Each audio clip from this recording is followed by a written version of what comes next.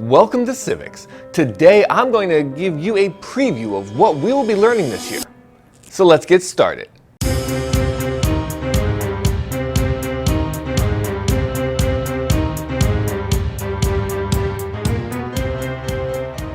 How's it going, everybody? Welcome to Virtual History 360. I'm Mr. Wade, and today we are talking about the content that will be discussed in class this year.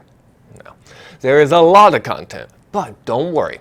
I'm going to break it down for you here in this video, okay? Now, be sure to stick around until the end of the video so that you can hear which unit I am most excited to teach this year. You're not going to want to miss it, so be sure to stick around. But before we get to that, we should go back to the beginning.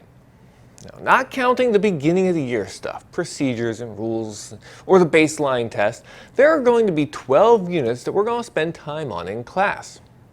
So what do you say? Here we go. The first unit of the year is Foundations of Government.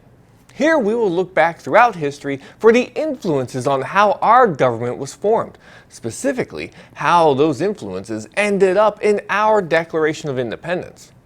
This is going to include early documents, such as the Magna Carta, the English Bill of Rights, the Mayflower Compact, and more, but those are the big ones, as well as many Enlightenment philosophers and their ideas. Philosophers like Montesquieu or Locke.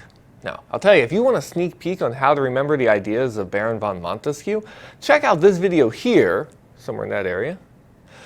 But do so after you finish this one, okay?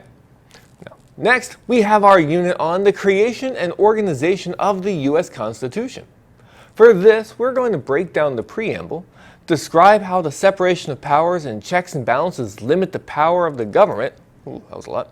And finally, evaluate how the Bill of Rights was the final piece missing in that puzzle that led to ratification. Unit number 3 is Citizenship. To nail down this unit, we will define what a citizen is, as well as identify the legal process to become a U.S. citizen. Once we know what a citizen is, we will then evaluate the obligations and responsibilities of citizens. These include obligations such as obeying laws, paying taxes, defending the nation, and serving on juries. Next up is our unit on elections, political parties, and influencing government. Whew, that certainly is a mouthful. But basically, what we'll do is we will identify current political parties and their platforms. Here's where we will also examine the impact of media and interest groups on the government itself, while also looking at political communications. Think about social media, the news, newspapers, stuff like that, as well as identifying bias, symbolism, and propaganda. All right, now for our next 3 units, we're going to break down the 3 branches of our government, starting with the legislative branch, then the executive branch, and finally the judicial branch. In these units, we will analyze the structure, function, and process of each branch, such as the qualifications for each. This will include what offices work under each branch and so on. For legislative, we're going to look at the lawmaking process. For executive, we will focus on the roles of the president and cabinet. And for judicial, we will focus on the levels and powers at different levels of our court system.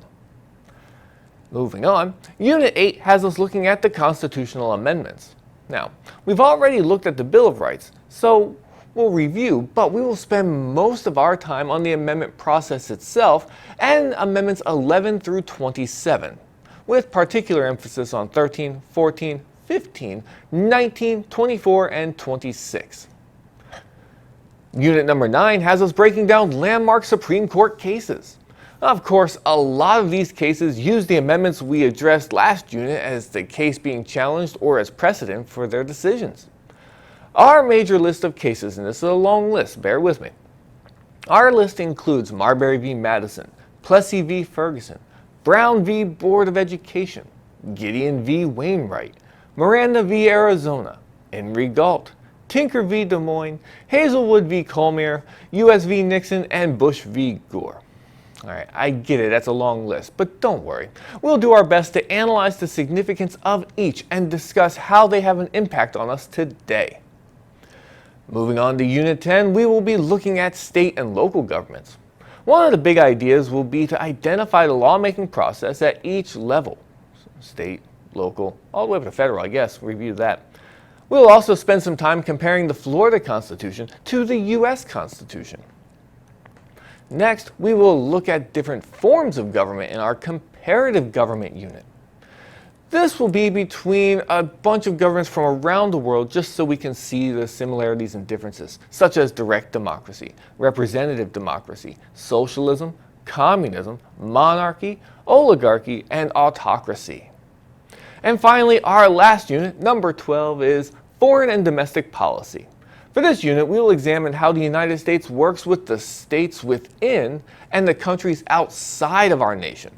This will also include a look at organizations like NATO and the UN, as well as NGOs, that means non-governmental organizations, such as the Red Cross or Crescent and UNICEF. Okay, so now the moment you've been waiting for, right? My favorite unit of the year.